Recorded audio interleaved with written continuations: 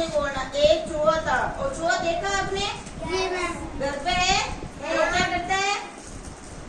कुछ खाता है ना। और एक चूहा था और वे राजकुमारी चूहिया से शादी करना चाहता था, परंतु राजा चूहे ने घोषणा करवा रखी थी कि जो चूहा सबसे सुंदर टोपी बनकर आएगा वे अपनी राजकुमारी की शादी उसी के साथ करेगा। अब क्या था, चूहा दौड़ा दौड़ा कपड़े वाले के पास गया और बोला, मुझे लाल मखमल का कपड़ा दे दो। दुकानदार बोला, चल भाग गंदे चूहे। ये सुनकर चूहे को गुस्सा आ गया और बोला, कपड़ा दे नहीं तो तेरे सारे कपड़े काट दूंगा। इससे डर कर दुकानदार ने कपड़ा दे दिया। अब वे भागकर भोलू दर्जी के पास गया। भोलू दर्जी सुंदर टोपी सिल रहे थे। दर्जी बोला, चल भाग यहाँ से। चूहा फिर वही बोला, टोपी सिल वरना सारे कपड़े काट दूंगा। डर कर भोलू ने टोपी सिल दी। अब चूहा आरी तारी के काम वाले के पास गया। बोला, मेरी टोपी में सलमा सितारे जड़ दे। वे बोला, भाग, मुझे राजकुमारी का लहंगा बनाना है।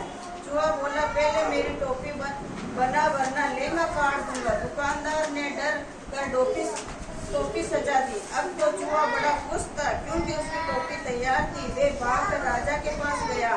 बोला, राजा जी, मेरी टोपी देखो, जल्दी अपनी बिटिया दे दो। ये कहकर खुशी के मारे उछलने लगा। तो हमें इस कहानी से क्या सीख मिलती है कि एक दूसरे की मदद करनी चाहिए। चूहे ने पहले एक दर्जी के पास गया था तो उसने बोला कि मुझे एक कपड़ा दे दो, तो दर्जी ने मना कर दिया कि मैं नहीं दूंगा। तो चूहे ने क्या बोला कि मैं तेरे कपड़े को काट दूंगा।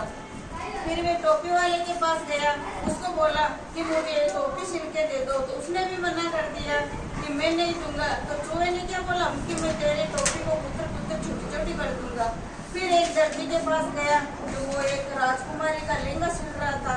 उन्होंने बोला कि मेरी टोपी को अच्छी सजा दो, तो उन्होंने भी मना कर दिया। तो उन्होंने क्या बोला कि तू अगर मेरी टोपी को नहीं सजाएगा ना तो मैं तेरी टोपी को काट दूंगा। और फिर वो लहंगे वाले के पास गया तो उसने भी मना कर दिया। तो चूहे ने क्या बोला कि मुझे नहीं जाना तो मैं आपके लहंगे को काट दूंगा। फिर एक दूसरे उन्होंने बोला कि हाँ, मैं तेरी टोपी को सजा दूंगा। तो हमें इस कहानी से क्या सीख मिलती है कि हमें एक दूसरे की मदद करनी चाहिए, है ना। ताली बजाओ, मजा आया बच्चों?